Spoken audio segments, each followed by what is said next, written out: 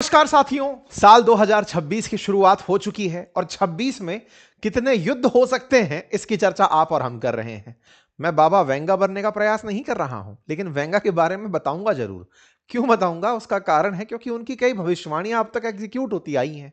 ये कौन है इस पर भी चर्चा करेंगे, लेकिन इस साल कौन से बड़े युद्ध ऐसे हैं जो बिल्कुल मुहाने पर खड़े हैं और इग्नाइट हो सकते हैं। आप कहेंगे हमें तो केवल रशिया यूक्रेन ही होता दिख रहा है। तो क्या आपने कभी कल्पना की थी भारत पाकिस्तान ऑपरेशन सिंदूर के नाम पर लड़ लेंगे और उसका नुकसान वैश्विक रूप से इतना होगा? क्या आपने कभी सोचा था कि इजराइल फिलिस्तीन के बीच में या हमास का आतंकी हमला ऐसा हो जाएगा और इतना भीषण तरीके से आगे बढ़ेगा? तो क्या कौन से नए ऐसे युद्ध वॉर फ्रंट के रूप में खुल सकते हैं? आज के सेशन में हम उनका जिक्र करेंगे, क्योंकि विश्व में जिस तरह से इंटॉलरेंस बढ़ रहा है, माना जा रहा है कि वर्ष 2026 भी युद्ध वाला साल रहेगा। माना जा रहा है, भविष्यवाणी की बातें हैं, एस्ट्रोलॉजी करने लगे हैं। जी नहीं, चर्चाओं में जब जब युद्ध होते हैं तो जिस तरह का फिलहाल इंटेंस माहौल है, वही जाकर के अंत में युद्ध में बदलता है। उदाहरण के लिए आप चीन ताइवान को उठाकर देख लीजिए। इस साल चीन ने न्यू ईयर पे शी जिनपिंग ने अपने शुरुआती संदेश में यह कहा है कि ताइवान को हमें लेने से कोई नहीं रोक सकता। तो भैया, जब तुम इतना जिम्मेदारी से ये बात बोल रहे हो कि ताइवान तो अब हमारा होके ही रहेगा, इसका मतलब ये बयानबाजी तो आगे जाकर युद्ध में बदलेंगी है। आज अगर भारत ये कहता है कि पीओके भारत का होगा, इसका मतलब हमारे उद्देश्य में है ना। कभी तो हमने ये भी बोला था ना कि कश्मीर से 370 हटेगा। कभी हमने ये भी बोला था कि पाकिस्तान के अंदर आतंकवाद खत्म होगा। ये सब काम करने के नाम पर ही तो हमने ऑपरेशन सिंदूर में उनको मारा था। अब पीओके की बारी है। तो ये सारी चीजें जो आप बयान में बोलते हैं, ये भविष्य के लक्ष्य तो हैं। आप पहले अनाउंस करते हैं, फिर उन्हें मैनिफेस्ट करते हैं, फिर उनका एग्जीक्यूशन करते हैं। बिल्कुल वैसे ही जैसे थाईलैंड कंबोडिया लड़ लेंगे, पता थोड़ी था, लड़ लिए। पता था कि ये दोनों लोग किसी बात को लेकर के झगड़ते तो रहते हैं, बयानबाजी चलती रहती है, लेकिन एक दूसरे के लोगों को मार देंगे, ये तो सब देखने लायक है। खैर चलिए, फिलहाल के लिए तमाम युद्ध हैं। विश्व के अंदर लगभग 10 युद्ध की आहट है। तो क्या इन्हें विश्व युद्ध कह दिया जाए? देखिए, विश्व युद्ध का मतलब होता है जब दुनिया धड़ों में बढ़ जाए। फिलहाल के लिए जितने भी युद्ध हैं वो टू पार्टी युद्ध चल रहे हैं। जैसे भारत पाकिस्तान के बीच जो हुआ, उसमें अमेरिका भी कूद पड़ा तो चाइना भी कूद पड़ा। दोनों अपने अपनी तरफ से कूद पड़े। रशिया कह रहा है हम कहां खड़े थे। मतलब धड़े नहीं बन पा रहे हैं, और जब तक धड़े ना बने विश्व युद्ध की कहानी निकल कर नहीं आती। विश्व युद्ध होता है जैसे मान लीजिए यूक्रेन के केस में हुआ। यूक्रेन के केस में पूरा की पूरा पश्चिम एक साथ यूक्रेन के साथ आके खड़ा हो जाता, बाकी दुनिया रूस के साथ आकर खड़ी हो जाती। कोई ऐसा देश होता ही नहीं जो गुटबाजी का हिस्सा नहीं होता, विश्व युद्ध की संज्ञा में उसको शामिल कर लिया जाता। सेकेंड वर्ल्ड वॉर को वर्ल्ड वॉर भी इसलिए कहा गया ना, क्योंकि उस समय ब्रिटेन लगभग दुनिया के 2/3 हिस्से पर तो अपना किसी ना किसी तरीके से कंट्रोल कर ही रहा था। अगर ब्रिटेन युद्ध में है तो लगभग पूरा विश्व युद्ध में है। तो इस तरीके से वो विश्व युद्ध बना था। तो जब भारत उपनिवेश था उस समय पर प्रथम विश्व युद्ध, द्वितीय विश्व युद्ध में विश्व इन्वॉल्व था, क्योंकि ब्रिटेन का राज था दुनिया भर के देशों पर। सूर्य उदय से लेकर सूर्यास्त तक के देश तो सारे ब्रिटेन के अंडर में थे। तो ऐसे में वो युद्ध विश्व युद्ध बने थे। तो क्या विश्व युद्ध 3 हो पाएगा? यह कहना बड़ा मुश्किल है, क्योंकि अब हर फैक्शन का अपना अपना हित है। जैसे भारत रशिया यूक्रेन के केस में यूक्रेन को भी शांति की अपील करता है, रूस को भी कर देता है। इसी तरह से इजराइल फिलिस्तीन या इजराइल हमास में, हमास के लिए हम फिलिस्तीन से बात कर ले रहे हैं, उधर इजराइल से बात कर ले रहे हैं। तो देश अब पूरी तरह से किसी एक के साथ नहीं है। बिल्कुल वैसे ही जैसे भारत चीन के मामले में रशिया हमारे साथ भी खड़ा है तो चाइना के साथ भी खड़ा है। तो गुटबाजी अब जो है ना, वो अपने अपने हितों पर टिक करके आ गई हैं। खैर चलिए, 2026 में क्या क्या हो सकता है विश्व को लेकर के, उस पर कुछ भविष्यवाणियां भी हैं जिनका जिक्र इतिहास से निकल कर आता रहा है। एक भविष्यवाणी नास्त्रेदमस की है, बाबा वेंगा की है, जिन्होंने कभी ना कभी लेकर के विश्व में कुछ बड़ी भविष्यवाणियां की हैं। बाबा वेंगा, नाम बाबा से लगता है कि कोई पुरुष रहे होंगे। असल में एक महिला थी जिनका नाम था वेंजेलिया पांडेवा गुस्तेरोवा। ये एक बार किसी बवंडर में फंस गई थी।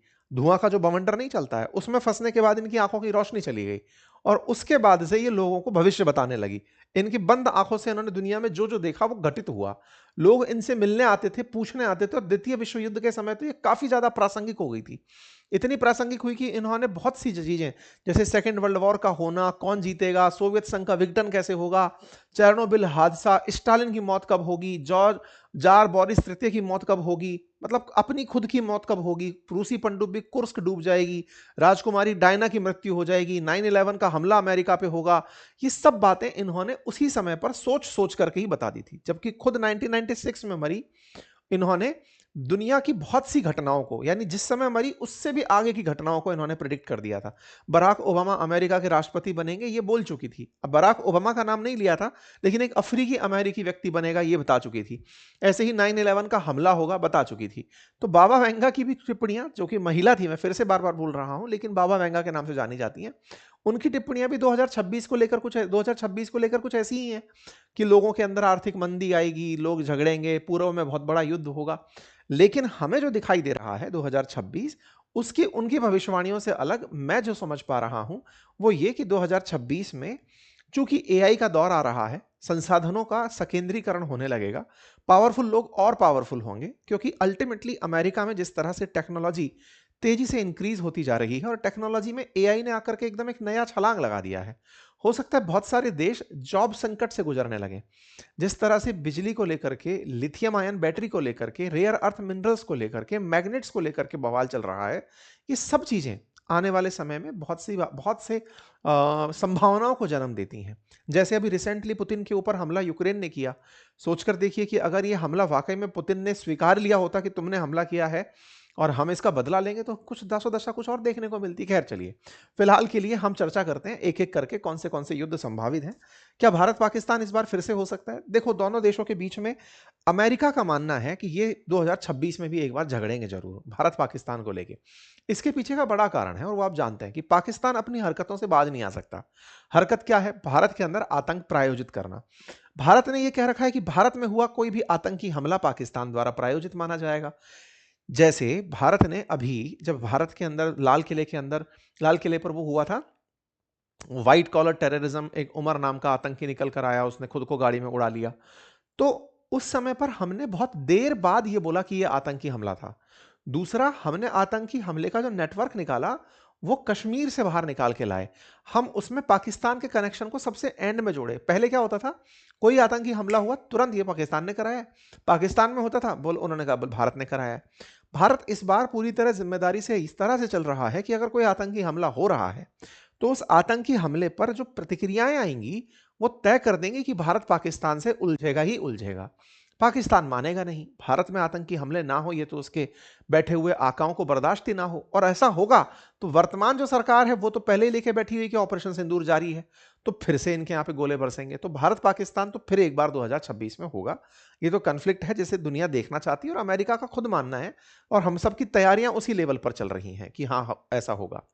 दूसरा जो होगा वो क्या है, अफगानिस्तान और पाकिस्तान आपस में फिर लड़ेंगे। क्यों लड़ेंगे? क्योंकि कहीं ना कहीं पाकिस्तान अमेरिका को बगराम एयरबेस के लिए खुश करना चाहता है कि देखो तालिबान पर मैंने दबाव बना दिया है। पाकिस्तान को जिस तरह का अमेरिकी अटेंशन मिला है वो अभी 2-3 साल और रह सकता है। अमेरिकी अटेंशन के चलते पाकिस्तान कुछ दुस्साहस करेगा, बहुत से विषयों पर बयानबाजी करेगा। जैसे अभी आपने देखा होगा बहुत से अंतर्राष्ट्रीय मसलों पर, चाहे रूस में मसला हो रहा हो तब भी पाकिस्तान का ट्वीट आ जा रहा है। आजकल तो ऐसा हो गया कि अंतर्राष्ट्रीय स्तर पर भारत से ज्यादा सक्रिय पाकिस्तान खड़ा है बहुत सी जगह पर। जैसे अभी खालिदा जिया मरी तो प्रधानमंत्री मोदी का ट्वीट 9:45 आया है, 9:15 शहबाज शरीफ करके बैठे हुए हैं। तो एकदम उन्होंने बढ़िया सोशल मीडिया की टीम रख ली है, यानी कि पीआर बढ़िया चल रहा है उन लोगों का। ऐसे में अमेरिका के द्वारा प्राप्त समर्थन से पाकिस्तान अफगानिस्तान से फिर उलझेगा, क्योंकि अल्टीमेटली अमेरिका से मिला पैसा ही पाकिस्तान को मजबूती देता है, चाहे वो आईएमएफ का लोन के रूप में हो, फिर चाहे वो पाकिस्तान से प्रॉक्सी वॉर तालिबान के अंदर शुरू करने की तैयारी में हो, तमाम चीजें। तो ये सब होकर रहेगा। ऐसे में पाकिस्तान अफगानिस्तान इस बार भी एक्सपेक्टेड है बढ़िया झगड़ेंगे, ये इस बार का मेजर एक्सपेक्टेशन है। लेकिन जिससे दुनिया को सबसे ज्यादा स्ट्रेस की उम्मीद है, स्ट्रेस से मतलब जिसमें दुनिया धड़ों में बढ़ सकती है, वो है ताइवान चाइना। क्योंकि इस बार ना